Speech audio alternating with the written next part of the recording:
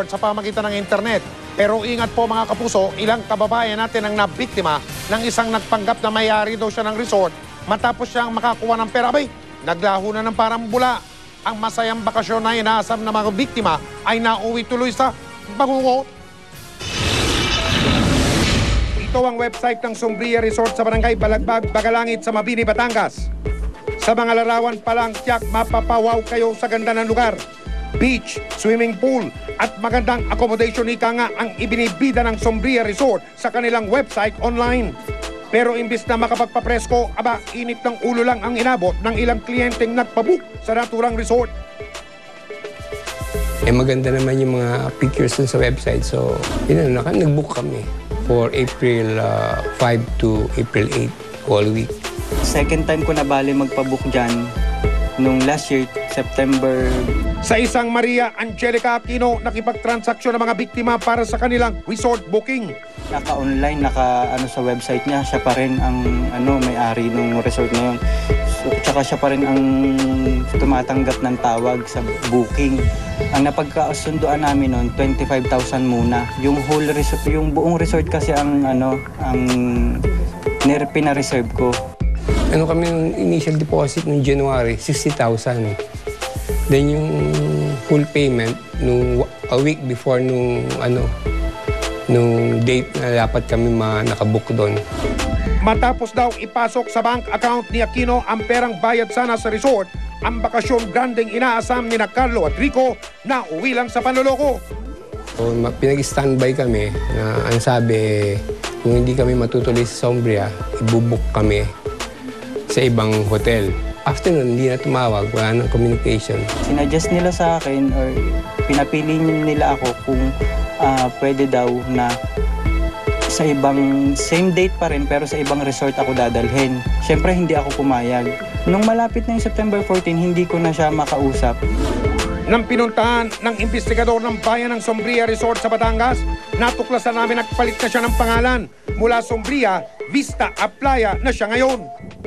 Ang mismong may-ari ng si Ray Lopez, inireklamo ang patuloy na paggamit ni Aquino sa kanyang resort online. On August 2007, pina-list namin sa kanya to for 5 years. Meron kasi kaming kontrata, tapos after that, hindi na niya na-fulfill yung mga nasa contract. We decided to take over kasi nakita namin in bad state na yung lugar, yung kondisyon ng lugar namin. Ayon kay Ray, Agosto nung nakaraang taon pa, walang koneksyon sa kanyang resort si Aquino. Madami nga nagpupunta dito na supposed to be, nag-book sila kay Angel and they already paid in advance. Misrepresentation yan eh.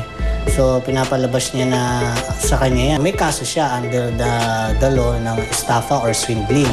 Maaari rin daw ipatanggal ng Anti-Transnational and Cybercrime Division ng Philippine National Police ang website ng Sombria Resort para hindi na makapanloko. Pwede nating i-request yan na i-down. So basta meron tayong legitimate complaint. Sinubukan naming puntahan ang tirahan ni Aquino para kunin ang kanyang panig, pero hindi siya humarap sa amin.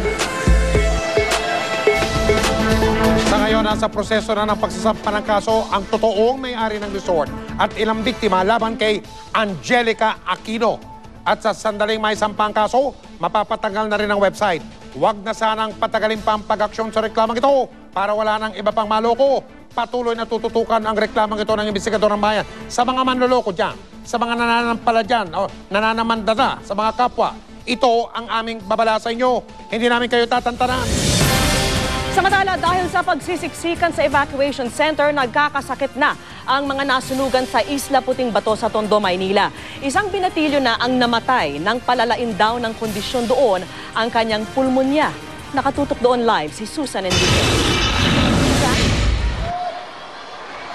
Vicky, pansamantala pa rin tumutuloy dito sa loob ng Delpan Sports Complex sa mga pamilya na sunugan mula sa Isla Puting Bato sa Tondo, Maynila nitong nakalipas na Biyernes. Dahil siksika na sa loob ng Delpan Sports Complex, ilan sa mga biktima ng sunog sa labas na lamang nagpapahinga. Hindi bababa sa 5,000 katao ang pansamantalang tumitira sa complex. Dahil sa kondisyon dito, hindi may iwasang may magkasakit. Isa sa mga nasunugan na kinilalang si Nurhan Ibrahim ang namatay dahil sa pneumonia. Sabi ng ama ni Nurhan, lumala daw ang sakit ng kanyang anak dahil sa sobrang sikip sa evacuation center. Bago daw nagkasunog, may sakit na ang biktima. Dahil walang ibang matutuluyan sa evacuation center muna sila tumuloy. Dahil sa maraming tao, at saka sobrang init. Nilagnat yung anak kong may kapansanan. Baka siguro dahil sa init ay naano yung pneumonia niya. Ayon naman sa DSWD Manila, bahagyan na raw lumuwag sa sports complex dahil ang ilan sa mga nasunugan ay nagsimula ng itayo muli ang kanilang bahay. Nakamonitor naman daw sila sa mga may sakit. Nire-refer namin sa GAT kasi napakalapit lang po ng ospital.